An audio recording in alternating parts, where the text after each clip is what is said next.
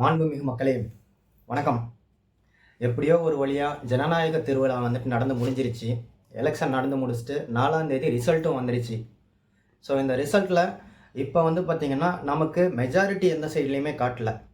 இதில் யாரெல்லாம் பிஎம் ஆகிறதுக்கு வாய்ப்பு இருக்குது அப்படின்றத இந்த வீடியோவில் நம்ம பார்க்க போகிறோம். முக்கியமாக திரு ஸ்டாலின் அவர்கள் பிஎம் ஆகிறதுக்கு கூட ஒரு நல்ல வாய்ப்பு இருக்குது. அது என்னது, சட்டம் என்ன சொல்லுதுன்றதை வந்துட்டு நான் எக்ஸ்பிளைன் பண்ணுறேன். வாங்க வீடியோக்குள்ளே போகலாம்.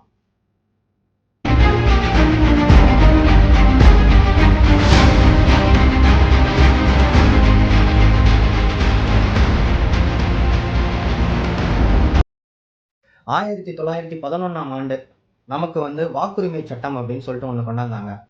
அதுக்கப்புறம் 1949ஆம் ஆண்டு நமக்கு பாராளுமன்ற சட்டம் அப்படின்னு சொல்லிட்டு ஒன்று கொண்டாந்தாங்க. இப்போது இந்த அரசியலமைப்பு சட்டத்தை பேஸ் பண்ணி நமக்கு வந்து இந்த எலெக்ஷன் வந்துட்டு நடக்குது. ஓகேங்களா? இப்போ ஒட்டுமொத்தமாக இந்தியாவில் அப்படின்னு சொல்லிட்டு பார்த்துக்கிட்டிங்கனாக்கா மெஜாரிட்டி ஆஃப் பீப்புள் எல்லாருக்குமே தெரிஞ்சிருக்கும். இந்தியாவில் ஒட்டுமொத்தமாக வந்து பார்த்திங்கன்னா எம்பி எலெக்ஷன் 543 தொகுதி இருக்குது. ஓகேங்களா? எம்பி தொகுதி வந்து 543 இருக்குது. அந்த 543ல் 272க்கு மேலே எந்த கட்சி வந்துட்டு வாக்கு எடுக்கிறாங்களோ, எந்த கட்சி ஜெயிக்குதோ அந்த கட்சி தான் வந்துட்டு ஆட்சி புரியணும். இப்போது இதில் பார்த்தீங்கன்னா 2 தேசிய கட்சிகளுமே வந்துட்டு மெஜாரிட்டி வந்துட்டு வாங்கலை. கிட்டத்தட்ட இவங்க மெஜாரிட்டி வந்து அலையன்ஸில் வாங்கியிருக்காங்க. பிஜேபி அதாவது 293 சீட்டு வாங்கியிருக்காங்க. ஆனால் பிஜேபியுடைய தனிப்பெரும்பான்மை அப்படின்னு சொல்லிட்டு நீங்கள் பார்த்தீங்கன்னா அது டோட்டலாக 240 தான்.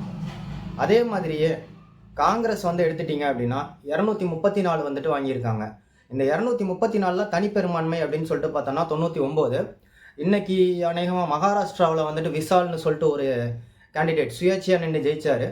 அவர் வந்து காங்கிரஸோட இணைஞ்சிட்டாருன்னு நினைக்கிறேன். இப்போ அந்த 99 சேர்த்தோம்னாக்கா 100 வந்துட்டு மாறிடுவாங்க. இப்போ இந்த 2 பேருமே மாறி மாறி ஆட்சி பிடிக்கிறதுக்காக சில கட்சியுடைய தயவுகள் வந்துட்டு தேடிட்டு இருக்காங்க. அதாவது ஃபார் எக்ஸாம்பிள் நேற்று வரைக்கும் வந்துட்டு 2 பேர் வந்து தேடிட்டு இருந்தாங்க.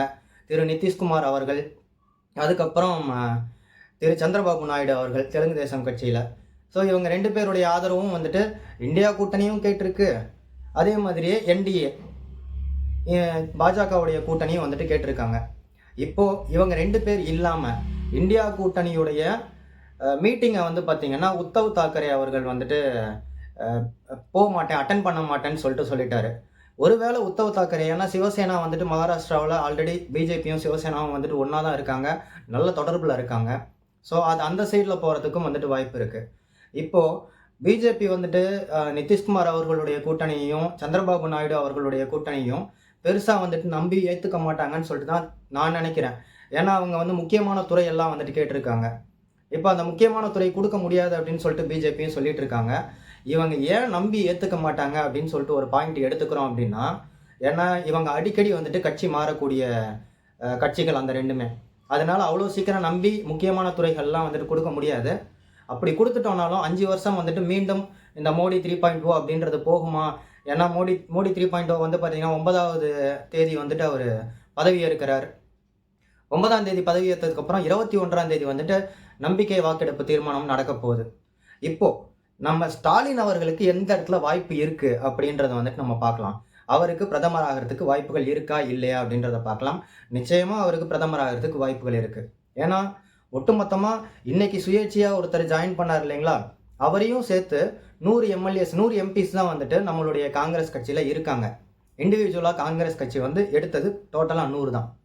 இப்போது காங்கிரஸ்க்கு அப்புறமா அப்படின்னு சொல்லிட்டு பார்த்தோம் அப்படின்னா சமாஜ்வாதி கட்சி 37 தொகுதியில் வந்துட்டு வென்று இருக்குது. அந்த அவங்க தான் வந்துட்டு பார்த்தீங்கன்னா இப்போது 3வது இடத்துல வந்துட்டு இருக்காங்க. சமாஜ்வாதி கட்சி 37 இடத்துல வந்துட்டு வின் பண்ணியிருக்காங்க. அப்புறம் மம்தா பானர்ஜி அவங்களோட திரிணாமுல் காங்கிரஸ் வந்து 29 தொகுதியில் வந்துட்டு வெற்றி பெற்றிருக்காங்க. இப்போ இதில் என்ன அப்படின்னு சொல்லிட்டு பார்த்தீங்கன்னா நம்மளது வந்து 5வது, அதாவது டிஎம்கே தமிழ்நாட்டிலேருந்து ஜெயித்தது டோட்டலாக வந்துட்டு 22 எம்பிஸ் வந்து இவங்க ஜெயிச்சிருக்காங்க. 5வது மிகப்பெரிய கட்சியாக வந்துட்டு இந்தியாவில் வந்துட்டு உருவெடுத்திருக்காங்க. இப்போ இந்த 5வது பெரிய கட்சி வந்துட்டு எப்படி ஆட்சி புரியும், அதில் இருக்கிறவர் எப்படி பிரதமராக வருவாருன்னு தானே யோசிக்கிறீங்க. நீங்கள் நல்லா பாருங்கள், ஒட்டுமொத்தமாக வந்துட்டு நமக்கு 40 தொகுதிகள். இப்போ இந்த 40 தொகுதிகளில் தமிழ்நாட்டில் வந்துட்டு 9 தொகுதியும் புதுச்சேரியை சேர்த்தோம் அப்படின்னாக்கா ஒரு தொகுதி 10 தொகுதியில் வந்துட்டு டோட்டலாக காங்கிரஸ் ஜெயிச்சிருக்கு. மீதி 22 தொகுதின்னு சொல்லிட்டு நீங்கள் எடுத்துட்டீங்க அப்படின்னா 22 தொகுதியில் வந்துட்டு டிஎம்கே ஜெயிச்சிருக்காங்க. அப்புறம் டிஎம்கே தலைமையில் தான் வந்துட்டு தமிழ்நாட்டில் வந்து அலையன்ஸ் வச்சாங்க. என்னதான் இந்தியா கூட்டணின்னு சொல்லிட்டு இருந்தாலும் டிஎம்கே தலைமையில் தான் தமிழ்நாட்டில் வந்து கூட்டணி வச்சுருக்காங்க. ஸோ இப்போ மற்ற இதர கட்சிகள் இருக்குது பார்த்தீங்களா, திமுக ப்ளஸில் அந்த இதர கட்சிகள்லாம் திமுகவுக்கு சப்போர்ட் பண்ணுவாங்களா இல்லை காங்கிரஸுக்கு சப்போர்ட் பண்ணுவாங்களா அப்படின்னு சொல்லிட்டு பார்த்தா கண்டிப்பாக விசிகா வந்துட்டு 2 ஜெயிச்சிருக்காங்க, விடுதலை சிறுத்தைகள் கட்சி. மதிமுக வந்துட்டு ஒரு சீட்டில் ஜெயிச்சிருக்காங்க, அவங்க திருச்சியில் வந்துட்டு தீப்பெட்டி சின்னத்தில் நின்று ஜெயிச்சாங்க. தென் மார்க்சிஸ்ட் கம்யூனிஸ்ட் கட்சி அவங்க 2 ஜெயிச்சாங்க. இந்தியா கம்யூனிஸ்ட் கட்சி அவங்க 2 ஜெயிச்சிருக்காங்க. ஸோ இவங்க எல்லாருமே, அதுக்கப்புறம் கொங்கு மக்கள் தேசிய கட்சி அது வந்து இண்டிவிஜுவலாக சூரியன் சின்னத்திலேயே வந்துட்டு நின்று போட்டியிட்டாங்க. இவங்களை எல்லாத்தையும் சேர்த்தோம் அப்படின்னா அது ஆட்டோமேட்டிக்காக வந்து 30 வந்துட்டு சேஞ்ச் ஆகிடும். பட் 4வது பெரிய கட்சியாக இருக்கக்கூடிய திரிணாமுல் காங்கிரஸ் மம்தா பானர்ஜிக்கு 29 சீட்டு தான். இங்கே இப்படி சேர்த்தோம்னா 30 சீட்டு வந்துட்டு நம்மளுடைய டிஎம்கேவுக்கு வந்துடுது. இன்னும் சொல்ல போனோம் அப்படின்னா சமாஜ்வாதி கட்சியை வந்துட்டு ராகுல் காந்தி அவர்களோ இல்லை காங்கிரஸ் மூத்த தலைவர்களோ வந்துட்டு நம்புறதுக்கு பதிலாக ஸ்டாலின் அவர்களோ ரொம்ப ஈஸியாக வந்துட்டு நம்புவாங்க. அவருக்கு பிரதமர் பதவி வேணும்னு சொல்லிட்டு கேட்கறதுக்கோ இல்லை முன்வைக்கிறதுக்கோ வந்துட்டு நிறையா வந்துட்டு நம்மக்கிட்ட இருக்கும். ஒருவேளை எல்லா அலைன்ஸுமே சேர்ந்து இவங்களுக்கு வந்து 272 ப்ளஸ் வந்துட்டு இவங்களுக்கு வந்துருச்சு அப்படின்னா அந்த இடத்துல வந்துட்டு ராகுல் காந்தி இப்போது சரி ஓகே இந்த வாட்டி முதல் முறையாக வந்துட்டு அவர் பிரதமர் ஆகணும் அப்படின்னு சொல்லிட்டு நினச்சாலும் கூட, ஒருவேளை மல்லிகார்ஜுன கார்கே இன்னைக்கு தலைவராக இருக்கார், அவர் வேணாம் நம்ம வேறு யாராவது ஒரு புது தலைமையை வந்துட்டு யூஸ் பண்ணலாம் அப்படின்னா அதில் முதல் தலைமைன்ற ஆப்ஷனில் வந்துட்டு நம்மளுடைய திரு மு க ஸ்டாலின் அவர்கள் தான் வந்துட்டு இருப்பார், தமிழ்நாட்டுடைய சிஎம் தான் இருப்பார். காரணம் என்னன்றதையும் சொல்கிறேன். 2019 ராகுல் காந்தி அவர்களை வந்துட்டு பிரதமர் வேட்பாளராக அனௌன்ஸ் பண்ணது நம்மளுடைய தமிழ்நாட்டில் இருக்கக்கூடிய சிஎம் திரு மு க ஸ்டாலின் அவர்கள் தான். இப்போது திரு மு க ஸ்டாலின் அவர்களுக்கு இந்த பிரதமர் பதவி வந்துட்டு அரசியலமைப்படியே கிடைச்சிருச்சு அப்படின்னு சொல்லிட்டு வச்சுக்கிட்டார். தமிழ்நாட்டில் சிஎம்மாக வந்துட்டு யார் வருவாங்க?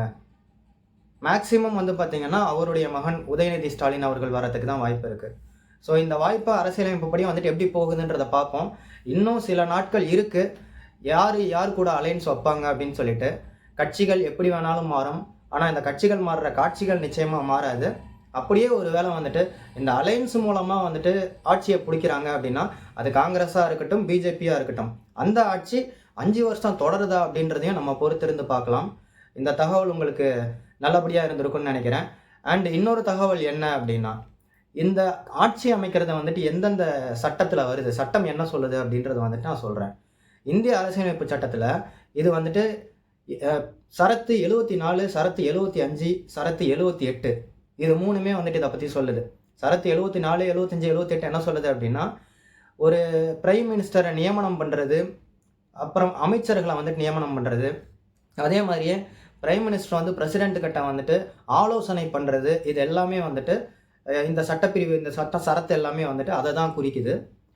சட்டம் அனைவருக்கும் சமம். நன்றி, வணக்கம்.